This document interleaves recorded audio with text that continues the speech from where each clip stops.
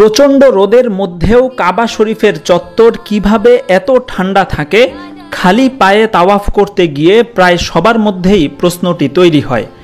আরবের প্রচণ্ড গরমে সরাসরি সূর্যের তাপে কিভাবে এই জায়গা এত শীতল থাকে, সেই প্রশ্নের উত্তর লুকিয়ে আছে এখানে বিছানো মার্বেল পাথরের মধ্যে। কাবা শরীফের চত্বরে বিছানো হয়েছে পৃথিবীর একমাত্র বিশেষ বৈশিষ্ট্যধারী এমন এক মার্বেল পাথর, যা কেবল পাওয়া যেত গ্রিসের একটি পাহাড়ে। পুরো বিষয়টির পিছনে লুকিয়ে আছে অত্যন্ত আকর্ষণীয় একটি ঘটনা। 1985 সালে বাদশাহ ফাহাদের আমলে বিন লাদেন গ্রুপের ব্যবস্থাপনায় মক্কা ও মদিনা শরীফ সম্প্রসারণের উদ্যোগ নেওয়া হয়। সে সময় এই প্রকল্পের দায়িত্ব গ্রহণ করেন মিশরের বিখ্যাত স্থপতি ডক্টর মোহাম্মদ কামাল ইসমাইল। এই কাজ করতে গিয়ে তিনি লক্ষ্য করলেন কাবা শরীফের চত্বর প্রচণ্ড রোদে অত্যন্ত গরম হয়ে থাকে, যার কারণে খালি পায়ে তাওয়াফ করা খুবই কষ্টকর হয়ে দাঁড়ায়।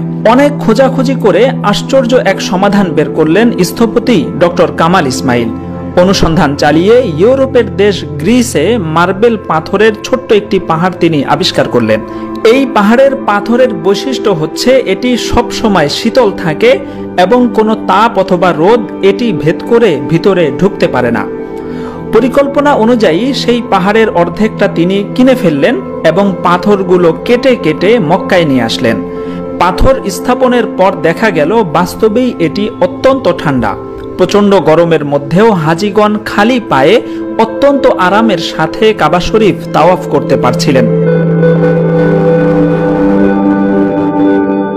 এরপর 15টি বছর কেটে গেল। এতদিন পরেও যখন দেখা গেল কাবার চত্বরে স্থাপিত সেই মার্বেল পাথরের অপূর্ব বৈশিষ্ট্য ঠিকঠাক রয়েছে, ফলে এবার মদিনা শরীফের মসজিদে নববীর চত্বরে ঠিক এমন পাথর স্থাপনের উদ্যোগ নিলেন বাদশাহ ফাহাদ।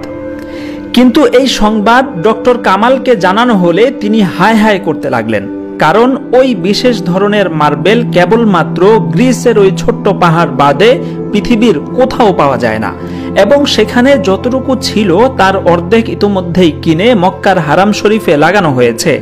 এরপর সেই পাহাড়ে যেটুকু মার্বেল অবশিষ্ট ছিল সেটা মসজিদে নববীর প্রশস্ত চত্বরের তুলনায় খুবই সামান্য। এরপরেও বাদশাহ ফাহাদের পীড়াপিড়িতে ডক্টর মোহাম্মদ কামাল ইসমাইল আবার গ্রিসে গেলেন।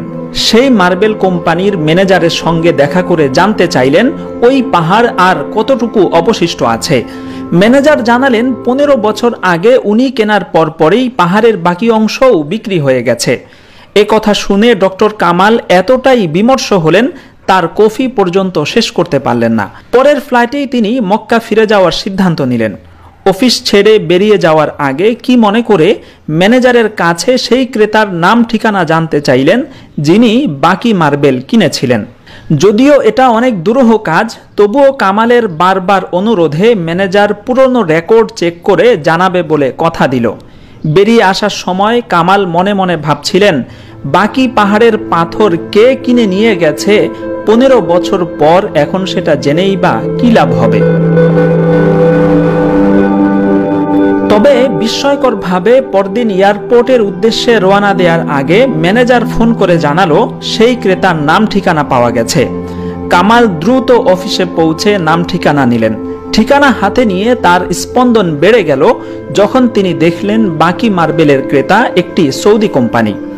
ডক্টর কামাল সেদিনই সৌদি আরব ফিরে গেলেন। সেখানে পৌঁছে তিনি কোম্পানির ডিরেক্টর অ্যাডমিনের কাছে জানতে চাইলেন 15 বছর আগে তারা গ্রিস থেকে যে মার্বেল পাথর এনেছিলেন সেগুলো দিয়ে তারা কি করেছেন। ডিরেক্টর অ্যাডমিন প্রথমে কিছুই মনে করতে পারলেন না। পরে কোম্পানির স্টক রুমে খোঁজ করে জানতে পারলেন 15 বছর আগে গ্রিস থেকে আনা সেই মার্বেল পাথর পুরোটাই স্টকে পড়ে আছে, কোথাও ব্যবহার করা হয়নি। এই কথা শুনে ডক্টর কামাল শিশুর মতো কাঁদতে লাগলেন। কোম্পানির মালিক কারণ জানতে চাইলে তিনি পুরো ঘটনা খুলে বললেন। ডক্টর কামাল ওই কোম্পানিকে সৌদি সরকারের পক্ষ থেকে একটি খালি চেক দিয়ে ইচ্ছে মতো টাকার অঙ্ক বসিয়ে নিতে বললেন।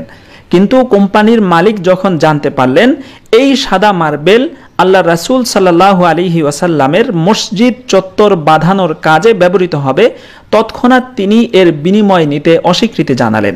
তিনি বললেন, আল্লাহ আমাকে দিয়ে এটি কিনিয়েছিলেন, আবার তিনি আমাকে এর কথা এতদিন ভুলিয়ে রেখেছেন, কেননা এই মার্বেল মূলত নবীজির মসজিদের জন্যই এসেছে, এটাই আল্লাহর ফয়সালা ছিল।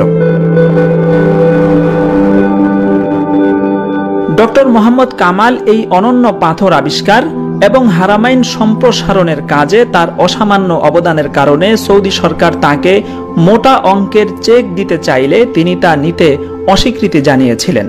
তিনি বলেছিলেন, মক্কা মদিনার কাজ করে বিনিময় নিলে কিয়ামতের দিন আল্লাহর সামনে আমি কোন মুখে দাঁড়াবো।